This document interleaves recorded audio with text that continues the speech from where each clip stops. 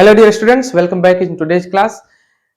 English grammar की lexicon series के antonym synonym से रिलेटेड एक नई क्लास लेकर आपके बीच उपस्थित हुआ हूं। आई होप पिछली क्लासेस को आपने ध्यानपूर्वक पढ़ा होगा। तो चलिए आज की क्लास को हम शुरू करते हैं और विगत वर्षों में पेपर में पूछे गए बहुत सारे शब्दों में से कुछ शब्दों पे चर्चा करते हैं और उनके यूजेस और एंटोनिम सिनोनिम्स को देखते हैं। तो एक बार फिर से आप सभी का वार्म वेलकम है और हमसे जुड़ने के लिए बहुत बहुत धन्यवाद।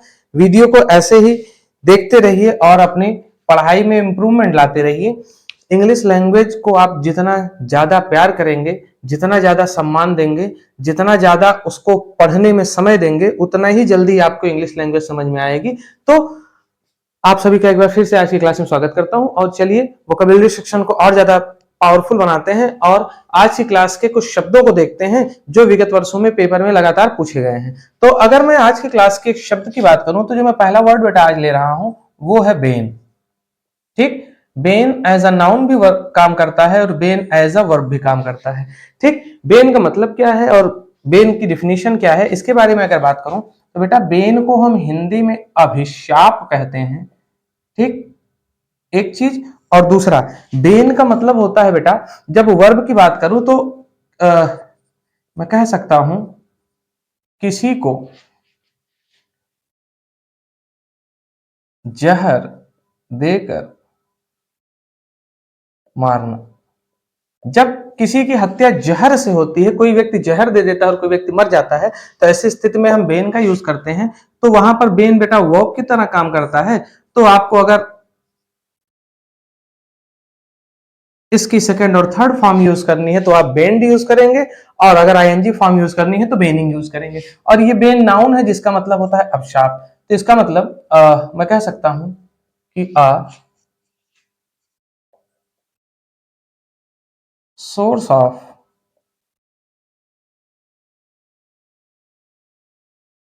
हार्म और रुइन, एक माध्यम चोट पहुंचाने का या बर्बादी का। ठीक, जिसे आप दूसरी भाषा में कर्स भी कह सकते हो। ठीक, तो अभिशाप, अभिशाप बेन, और बेन अगर वर्ब के रूप में यूज करोगे तो किसी को जहर देकर मारना। ठीक, अगर मैं इसको सेंटेंस में यूज करूं तो देखिए दो एग्जांपल देखते हैं और एक वर्ब की तरह और एक नाउन की तरह बेन को समझने का प्रयास करते हैं। बेन का मतलब हुआ बेटा अभिशाप। तो मैं कह सकता हूं कि the road to my town is bane of my life. The road to my town, मेरे जो कस्बे की सड़क गई हुई है या मेरे जो नगर की सड़क गई हुई है, इस बेन ऑफ माई लाइफ, वो मेरे जीवन में क्या है, अभिशाप है या मेरे जीवन के कष्ट का कारण है। तो बेन का एक और मतलब होता है बेटा कष्ट का कारण। ठीक, अगर मैं वर्ब की तरह इसको देखूं तो मैं कह सकता हूं कि the king was bent in the way to forest. जंगल के रास्ते में राजा को क्या किया गया था बेटा, जहर देकर मार दिया गया था। ठीक, पैसिव वॉइस में है, बाई समवन का सेंस आता है, किसी ने रास्ते में राजा को जहर दे दिया और वो मर गए, तो वहां पर बेन यूज हुआ। तो बेन वर्ब की तरह यूज होता है जिसका मतलब मैंने आपको बताया कि किसी को जहर देकर मारना, to kill specially with poison. और बेन का मतलब अभिशाप, a source of harm of और रुइन और कर्स, कष्ट का कारण या चोट पहुंचाने का या बर्बादी का कारण, जिसको आप अभिशाप कह सकते हो, वो है बेन। ठीक, जैसे सड़क मेरे जीवन का अभिशाप है जो मेरे गांव की या मेरे नगर की ओर गई है, इस वजह से कि अगर गड्ढे वाली सड़क है या टेढ़ी मेढ़ी सड़क है या सड़क चलने लायक नहीं है तो आप रोज जब उस पर आओगे जाओगे तो आपको क्या करता है, वो कष्ट का कारण बनता है। तो कष्ट का कारण के अर्थ में नाउन के रूप में और वर्ब के रूप में किसी को जहर देकर मारना, to kill someone specially with poison, इसके रूप में हम बेन को यूज करते हैं। चलिए मैं इसे रफ करता हूं और इस वर्ड से रिलेटेड जो सिनोनिम्स पूछे गए हैं पेपर में उनको देखते हैं और सिनोनिम के साथ साथ कुछ इंपॉर्टेंट एंटोनिम्स भी देखते हैं जो इससे रिलेटेड पेपर में आ सकते हैं। आई होप आपने इसे नोट कर लिया होगा। मैं इसे रफ कर रहा हूं और क्लास में हम आगे बढ़ रहे हैं। सो स्टूडेंट्स, अगर मैं इसके एंटोनिम्स और सिनोनिम्स की चर्चा करूं बेटा, तो देखिए हम चर्चा कर रहे हैं बेन की, जिसका मतलब होता है अभिशाप या किसी को जहर देकर जान से मार देना। मैं इसके सिनोनिम्स की चर्चा करूं जो विगत वर्षों में पेपर में पूछे गए हैं, तो वो है curse, ruin, scourge, suffering, torture, pain, affliction, blight. और अगर मैं इसके एंटोनिम्स की चर्चा करूं बेटा, तो blessing, boon, joy, comfort, aid, treasure and benefit. तो ये बहुत सारे शब्द हैं, जितने शब्दों को आप ज्यादा से ज्यादा याद कर लेंगे उतना ही आपका फायदा होगा। तो आई होप आज की क्लास का पहला शब्द बेन, जिसका मतलब होता है कर्स, या मैं कहूं तो अ सोर्स ऑफ हार्म, ठीक, अ सोर्स ऑफ हार्म और रुइन। अच्छा, अगर मैं एक और इसके वर्ब के रूप में इसका एक्सप्लेनेशन करूं तो मैं कह सकता हूं to kill specially with poison. ठीक, तो आई होप आज क्लास का आपको पहला शब्द समझ में आ गया होगा।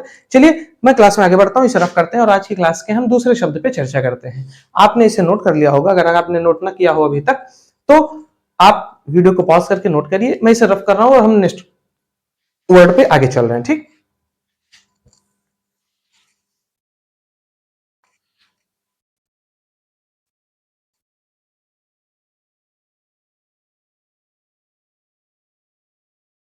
आज की क्लास का बेटा जो मेरा सेकंड वर्ड है, बहुत ही इंपॉर्टेंट वर्ड वो भी है, और वो है ब्रीफ।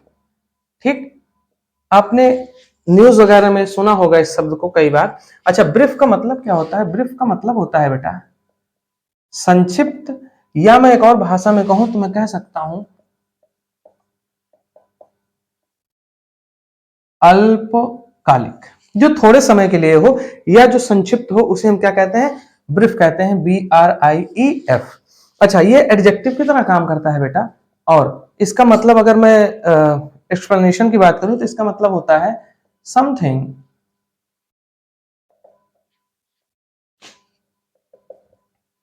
व्हिच इज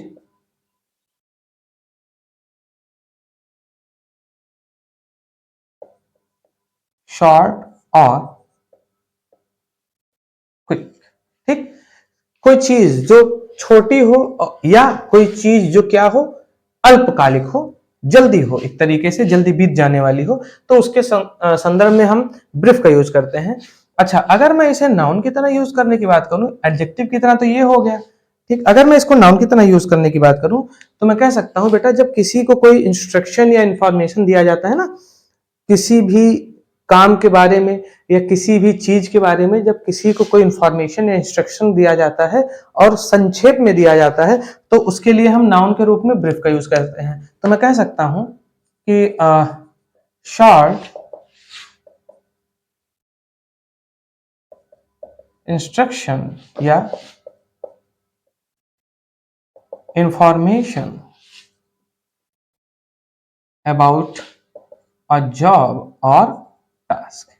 ठीक, शॉर्ट इंस्ट्रक्शन और इंफॉर्मेशन अबाउट अ जॉब और टास्क, किसी भी काम के बारे में जब संक्षिप्त में कोई चीज बताई जाती है, इंफॉर्मेशन दी जाती है या इंस्ट्रक्शन दिया जाता है, तो उसके लिए बेटा हम ब्रीफ का यूज करते हैं। जैसे नेता लोगों को कई भाषण वगैरह देने जाते हैं तो उससे पहले उनकी ब्रीफिंग की जाती है, या कोई सरकारी योजना आती है तो अधिकारी लोग आपस में ब्रीफिंग करते हैं एक दूसरे को, कहते नहीं कि मोटा मोटी जानकारी देना, उस अर्थ में हम ब्रीफ का यूज करते हैं। चलिए मैं इसको सेंटेंस के रूप में देखता हूं, तो मैं कह सकता हूं कि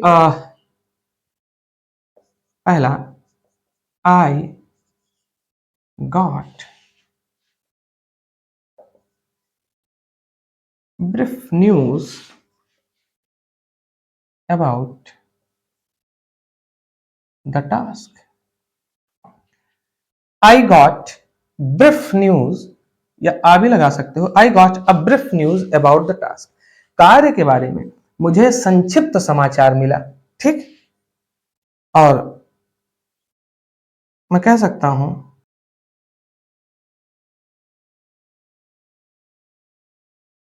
कि they were briefing about the job, they were briefing about the job, वह सॉरी वे नौकरी के बारे में क्या कर रहे थे बेटा? संक्षिप्त में जानकारी दे रहे थे या इंस्ट्रक्शन दे रहे थे। ठीक, तो आई होप कि आपको आज की क्लास का शब्द ब्रीफ समझ में आ गया होगा। चलिए मैं इसे रफ करता हूं और हम इसके सिनोनिम्स और एंटोनिम्स को देखते हैं और क्लास में आगे बढ़ते हैं। साथियों, अगर मैं इस शब्द के एंटोनिम्स और सिनोनिम्स की चर्चा करूं बेटा, तो इंपॉर्टेंट सिनोनिम्स जो इससे विगत वर्षों में आए हैं वो है short, concise, succinct, terse and compact. और अगर मैं एंटोनिम्स की चर्चा करूं तो बेटा लॉन्ग, लेंदी, एक्सटेंडेड, प्रोलॉन्ग्ड बहुत इंपॉर्टेंट है, याद रखिएगा, और डिटेल्ड। तो आई होप आपको आज की क्लास का दूसरा शब्द ब्रीफ समझ में आ गया होगा, जिसका मतलब होता है संक्षिप्त या अल्पकालिक, ठीक, या किसी को निर्देश देना। तो चलिए मैं इसे रफ करता हूं और क्लास के एक और शब्द पे चर्चा करते हैं और क्लास को आगे बढ़ाते हैं।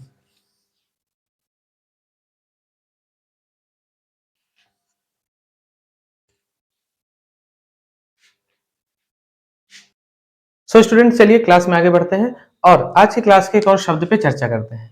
तो आज की क्लास का जो मेरा नेक्स्ट शब्द है बेटा, वो है बैटल। बैटल शब्द से आप कायदे से परिचित होंगे। इसे हिंदी में हम युद्ध के नाम से जानते हैं, ठीक। आपको पता होना चाहिए कि बैटल एक नाउन की तरह भी काम करता है बेटा, और एक वर्ब की तरह भी काम करता है। हम बैटल के दोनों यूजेस को देखेंगे। जब बैटल नाउन की तरह काम करता है तो इसका मतलब होता है बेटा अ फाइट, ठीक, लड़ाई। वो भी कैसे लड़ाई, या मैं कहूं कि कंपटीशन,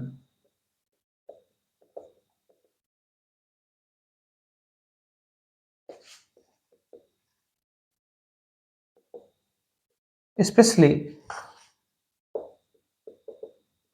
बिटवीन टू आर्मीज। एक युद्ध या एक कंपटीशन हो, ठीक, क्या विशेषतः दो आर्मीज के बीच में, दो सेनाओं के बीच में। तो दो सेनाओं के बीच में जब युद्ध या मारपीट की बात आती है, झगड़े की बात आती है, तो उसे हम बैटल कहते हैं। और अगर मैं इसके वर्ब की बात करूं तो मैं कह सकता हूं बेटा, किसी भी चीज, कहते नहीं कि वो उसने जो है अपनी बीमारी से लंबे समय तक जूझता रहा, लड़ता रहा, तो आप कह सकते हो कि to try very hard to achieve something.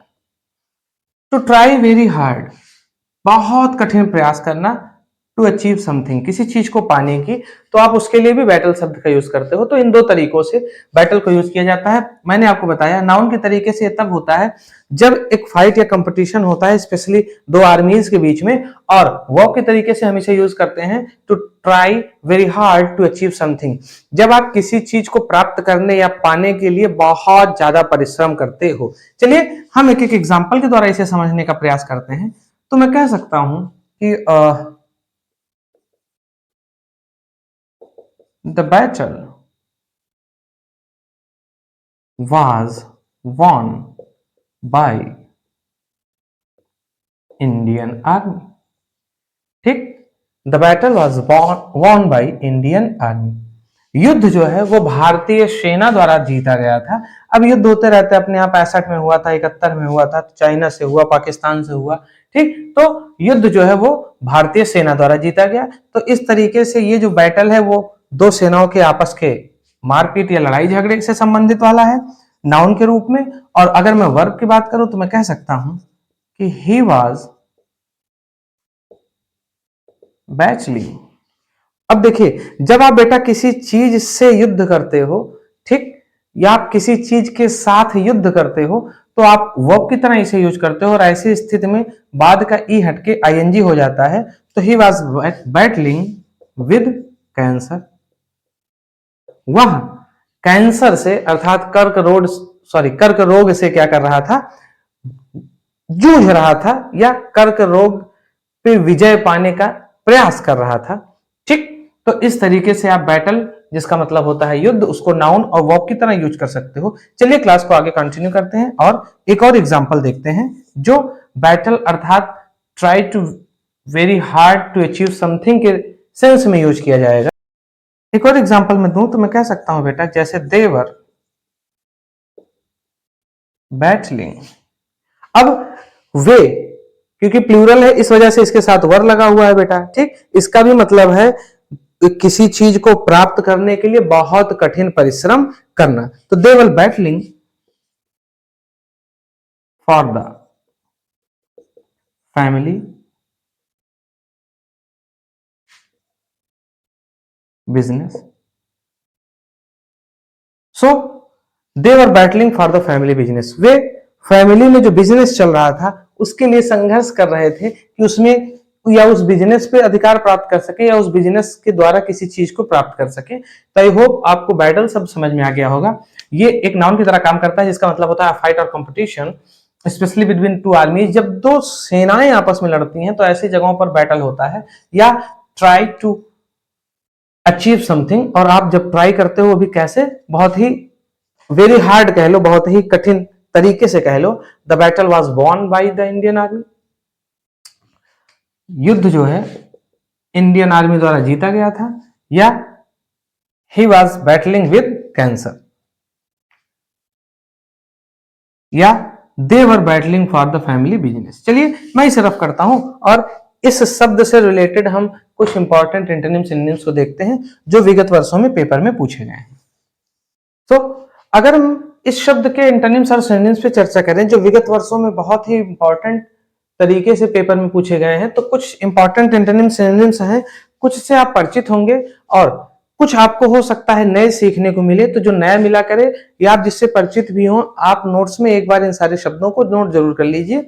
कभी कभी समय के साथ इनको दोहराना जरूरी है। देखिए सिनोनिम्स की अगर मैं चर्चा करूं बेटा, तो war, fight, combat, conflict, clash, contest, struggle और स्किमिस।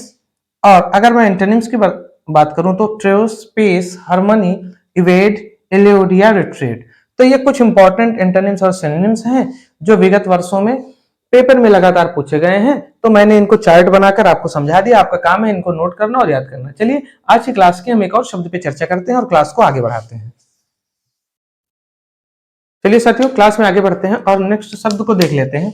आज की क्लास का मेरा एक और शब्द है जो कि बड़ा कॉमन शब्द है बेटा, BRAVE, ब्रेव। इसको हम एडजेक्टिव के रूप में पहचानते हैं और इसका हिंदी मीनिंग होता है क्या, बहादुर। आपको पता होगा एडजेक्टिव किसी नाउन या प्रोनाउन के लिए प्रयोग में आते हैं, उसके बारे में अतिरिक्त जानकारी देने के लिए, या मैं कहूं तो उसकी विशेषता बताने के लिए। तो अगर मैं इसके एग्जाम्पल की बात करूं तो मैं कह सकता हूं बहुत सारे एग्जाम्पल आप बचपन से ही पढ़ते आ रहे हो इस शब्द को और बनाते ही आ रहे हो। जैसे Ram is a brave boy, ठीक। मैं कह सकता हूं ही प्लेड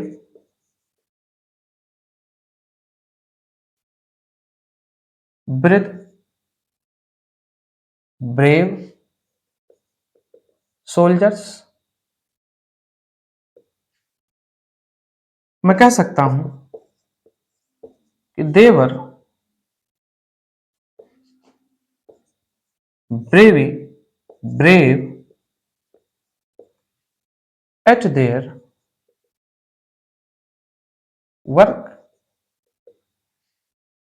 ठीक। तो देखिए Ram is a brave boy, Ram एक बहादुर लड़का है। He played with brave soldiers, वह बहादुर सैनिकों या सिपाहियों के साथ खेला। और they were very brave at their work, वे अपने कार्य में बहुत ज्यादा बहादुर थे, ठीक। तो इस तरीके से आप बॉय से पहले ब्रेव को एडजेक्टिव की तरह, सोल्जर से पहले ब्रेव को एडजेक्टिव की तरह और दे के बारे में ब्रेव को एडजेक्टिव की तरह यूज में ला रहे हो। तो ब्रेव एक शब्द है जो एडजेक्टिव की तरह यूज में आता है। चलिए मैं सिर्फ कर रहा हूं और इसके एंटोनिम्स और सिनोनिम्स को देख लेते हैं और क्लास को आगे कंटिन्यू करते हैं। बहुत ही कॉमन शब्द है, हाई स्कूल इंटरमीडिएट की परीक्षाओं में ये 6, 7, 8 से ही आपको पढ़ा दिया जाता है। चलिए मैं इसके एंटोनिम्स सिनोनिम्स का चार्ट बनाता हूं और उसके बाद हम उस पर भी चर्चा कर लेते हैं। साथियों अगर मैं इसके एंटोनिम्स और सिनोनिम्स पे चर्चा करूं तो सबसे पहले अगर मैं सिनोनिम्स की बात करूं बेटा, तो देखिए बहुत ही इंपॉर्टेंट कुछ शब्द हैं जो मैंने नोट कर रखे हैं जो विगत वर्षों में पेपर में लगातार पूछे गए हैं। Gallant, valiant, heroic, valorous, daring, bold, daredevil and plucky, ठीक। याद रखिएगा इन शब्दों को, बहुत ही बार लगातार पेपर में ये पूछे जाते रहे हैं ऑप्शन के रूप में। अगर मैं वही एंटोनिम्स की चर्चा करूं बेटा, तो coward, fearful, timid, yellow, craven, cautious and anxious, ठीक। तो बहुत ही इंपॉर्टेंट एक शब्द था, ये भी था तो छोटा सा, लेकिन इसके कुछ एंटोनिम्स और सिनोनिम्स बहुत अच्छे हैं, तो इस वजह से मैंने सोचा इन पे चर्चा कर लिया जाए। तो आज की क्लास में हमने कुछ और इंपॉर्टेंट शब्दों पर और उनके एंटोनिम्स और सिनोनिम्स पे चर्चा किया। आप क्लासेस को लगातार देखते रहिए, नोट करते रहिए और याद करते रहिए। आज की क्लास में बस इतना ही बच्चों, जल्दी मिलूंगा आपसे एक और नई क्लास के साथ। तब तक के लिए keep practising and be happy, be healthy. जय हिंद।